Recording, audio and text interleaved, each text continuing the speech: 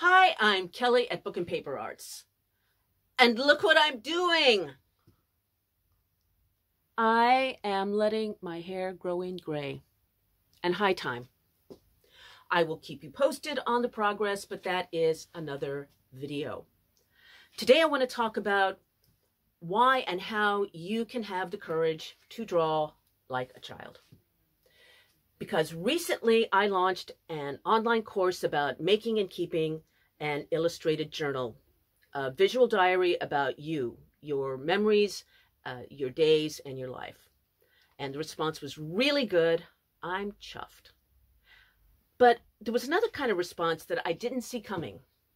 And that was a surprising amount of people wrote me to say that they liked the idea, but they didn't feel like they could draw well enough to even give the idea of drawing their days another thought. And that made me sad, because if you want to, you can and you should be drawing your days. All you got to do is draw badly. Except it really isn't drawing badly. Draw like a child. And think about this. If you saw a child drawing a stick figure man and that child said to you, that's my daddy. Or an imperfect cat. Or a wonky tree. Would you say to that child, that doesn't even look like your dad. That's not a tree. Why are you embarrassing yourself? Would you say that to a child? So why are you saying it to yourself? I have a couple of ideas that I think will get you past that fear and anxiety and get you drawing your days.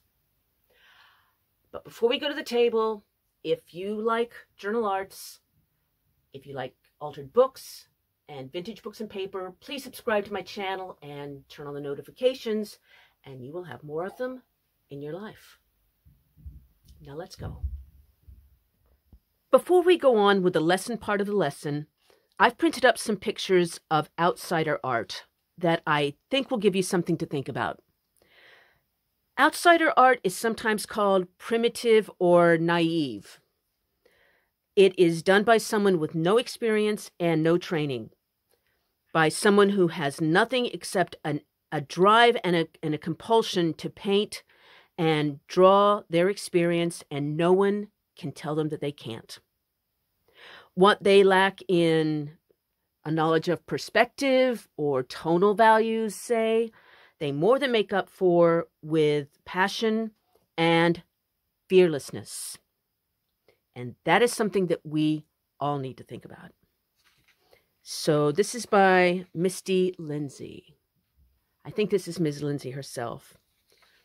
And you can see that this is utterly charming, but very, very loose and easy, like a child would draw. This is also one of hers. It's a bird. But her bird is just, it's got a ball for a head and a triangle for a beak. But you know it's a bird, and it's telling a story. It's a very, very bold piece. This is by Molly Fairhurst, who has a project called Drawing 1,000 Tigers. This is one of those tigers, and it's just a tube with two other tubes and then a smaller tube over here. And I'm pretty sure any of us could draw this tiger. This is by Bill Traylor. Bill Traylor was born into slavery in the 1850s, and after slavery was abolished, he was a sharecropper for decades, until he was 85 when he was living on a sidewalk and he started making his first drawings with a pencil on a piece of cardboard that he found. Thankfully, somebody saw him on the sidewalk and brought him paints and brushes and other supplies, and now his drawings of his experiences are important to studies of what the Black experience was by someone who lived it. This is Tracy and Finley, and I don't know how we know that's a cat, but we all know that's a cat. And it's a really good cat. I don't know who did this, but it's a little bit scary, but it's also very powerful, and it is simplicity itself. It's just some balls and not really difficult, although beautiful. I don't know if this is a cat. It might be, or it might be something else. These might be birds. They might be wings, but it's just a really good drawing.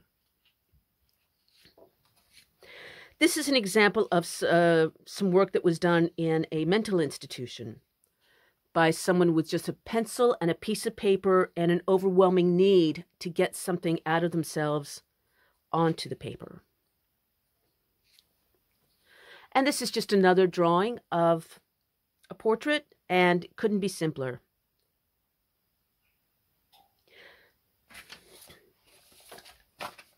In a minute, we're going to come back and talk about what these have to do with what you're going to be trying to draw.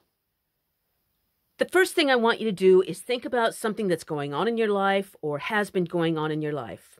Just make a list of 3, 4, 5 things, and then I want you to do the hardest part. This is the hardest part. I want you to give yourself permission to try and get it on a piece of paper. I sold my car this week.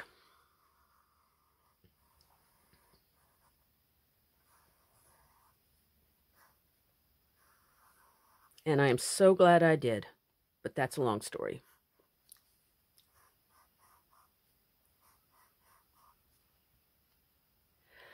I found a new favorite food at my supermarket, and it is veggie dumplings. You can steam them or you can fry them, and I like them fried, and they come with a dipping sauce. I also recently lost one of my favorite hats. It was a beret, and it was vintage, and I am not happy about it. But there you go. And you can see that you can make line drawings that are squiggly and imperfect, and it doesn't have to look like what it looks like. It's still good enough. Now let's look at how you can take these simple drawings and turn them into a page. Now I'm going to take those 3 ideas, those 3 things that are going on in my life this week, and put them in these boxes. You do not have to put them in boxes. You can leave them loose or put them in some other kind of a grid or chart, whatever you like. I sometimes find that when you're beginning, though, to have a little structure like this, it gives you confidence in building up your layout, and you can go from there.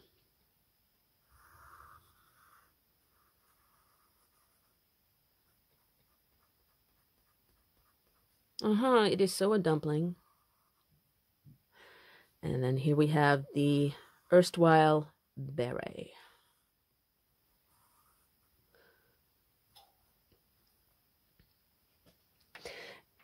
I've done those in pencil. Some people go straight off drawing with pen. I've yet to get comfortable with that, and I've been doing this for 17 years. Now I am going to take my pen, go back over the drawing, and just make it a lot more bold. And I'll go do the same thing to the box.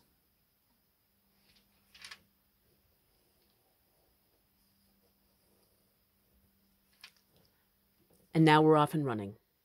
Now I have my boxes drawn in pencil and outlined in pen. And I've added some notes here, just a little bit of storytelling about these things. Because an illustrated journal is a visual diary.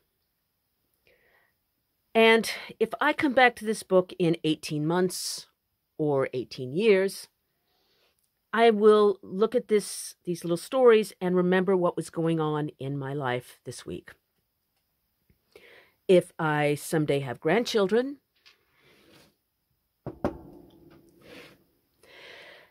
they may look at this book and they will know what Grandma was like and how she was living her days, what was going on in her life, especially if I'm not here. And that would be precious. That would be treasure. This is a good page. But what do these pages have that this page does not?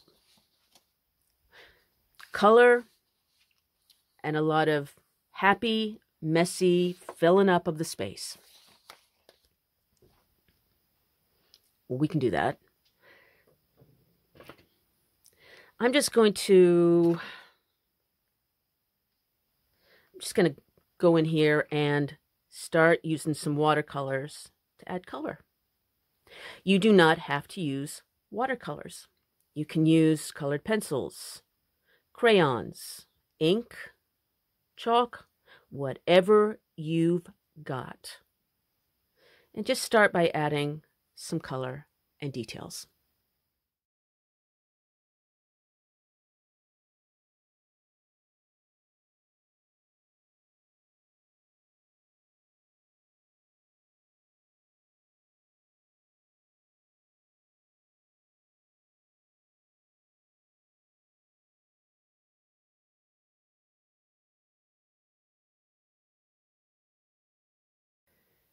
Now we have our new improved page with color. It would be perfectly fine to just leave it like this, and many is the time that I had done that. But you could also go in and add some mark making for fun. And mark making is a fancy word for doodling. I'm just going to use some block printing here for some extra labels and detail. Okay, put the little car with a splash. That's not a metaphor, it was a Suzuki splash. Let's just add a little bit of fun lines here.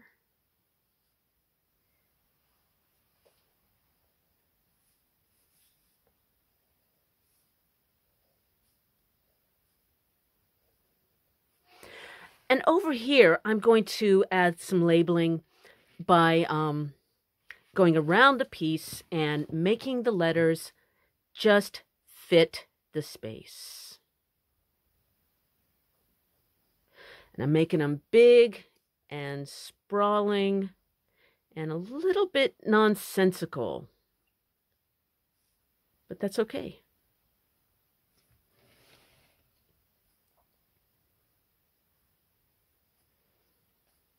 And it says dumpling. So I'm just gonna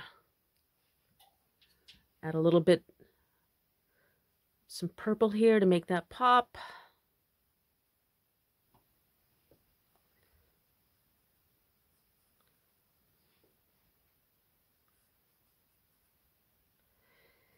And it's coming together. Now I just added some jaggy boxes, just zigzags, and the date. And I have a page that I'm very happy with.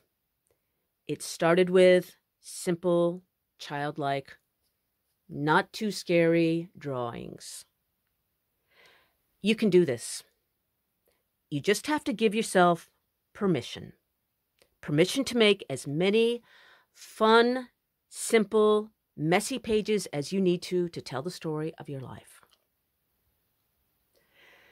If you would like to find out more information about my online course, which has a lot more no-fail drawing, painting hacks and stuff, the link to that is in the text below this video. I have a monthly online newsletter that's coming out in a couple of days. It has art tutorials, free downloadable scans of vintage paper ephemera, and this month I have a giveaway. I'm giving away 2 yards of this vintage French cotton lace, which would be great if you make junk journals or do textile work. Just if you are subscribed to the newsletter, you're in the drawing. So also look below this video and you'll find the link to that. If you have any questions or need a little more encouragement, just drop me a line in the comments below. I will certainly get back to you. Until next week, get up and go make something.